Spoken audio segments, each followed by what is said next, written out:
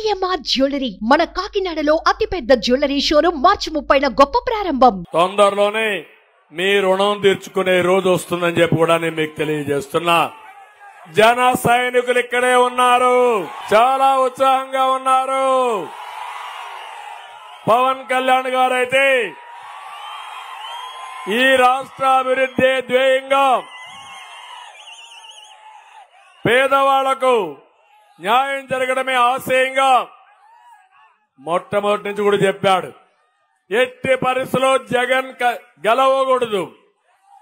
జగన్ విషయం నేను చిన్నప్పటి నుంచి చూశాను. కరుడు కట్టిన దుర్మార్గుడు ఈ జగన్. ఈయన్ని గెలవకుండా ఉండడానికి, వ్యతిరేక ఓటు చీలకుండా ఉండడానికి మేము పొత్తు పెట్టుకుంటామని చెప్పిన మొదటి వ్యక్తి పవన్ కళ్యాణ్ అని చెప్పి మీకు తెలియజేస్తున్నా. ఆయన్ని ప్రొద్దుటూరు సభలో మనస్ఫూర్తిగా అభినందిస్తున్నా. ఇకపోతే రాష్ట్రంలో 12 లక్షల కోట్ల రూపాయల అప్పు ఉంది. ఎప్పుడో ఒక విషయం గుర్తుపెట్టుకోండి, ట్యాంకులో నీళ్లుంటే కొళ్ళాయి ఆన్ చేస్తే నీళ్లు వస్తాయి. ట్యాంకులో నీళ్లు లేకపోతే కొళ్ళాయి ఆన్ చేస్తే లాస్ట్ లో బురద వస్తుంది. తర్వాత బురద అంతా కూడా బిందె కూడా నాశనం చేసి నిలిచిపోతుంది. అవునా కాదా? ఆ పరిస్థితి తీసుకొచ్చాడు ఈ దోపిడీదారుడు జగన్మోహన్ రెడ్డి. ఇతనికి సంపద సృష్టించడం తెలియదు. ఈ రోజు నేను చెప్తున్నా, కడప స్టీల్ ప్లాంట్ వచ్చుంటే కొన్ని వేల మందికి ఉద్యోగాలు వచ్చేటివి. ఆ స్టీల్ ఉద్యోగాలు వస్తే వాళ్ళందరికీ కొనుగోలు శక్తి పెరిగేది. దానివల్ల కొన్ని లక్షల మందికి ఉద్యోగాలు డైరెక్ట్ గా ఇండైరెక్ట్ గా వచ్చేటివి. దీనివల్ల ప్రభుత్వానికి ఆదాయం వచ్చేది.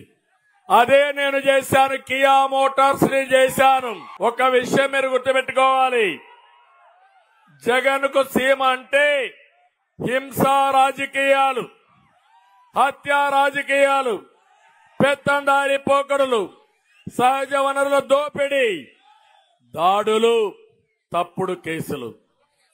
అదే తెలుగుదేశం పార్టీకి సీమంటే నీళ్లు, ప్రాజెక్టులు, పరిశ్రమలు, డ్రిప్ ఇరిగేషన్, యువతకు ఉద్యోగాలు, మౌలిక సదుపాయాలు, రాయలసీమను హార్టికల్చర్ హబ్ గా చేసి రైతును రాజు చేయడం తెలుగుదేశం యొక్క సంకల్పం.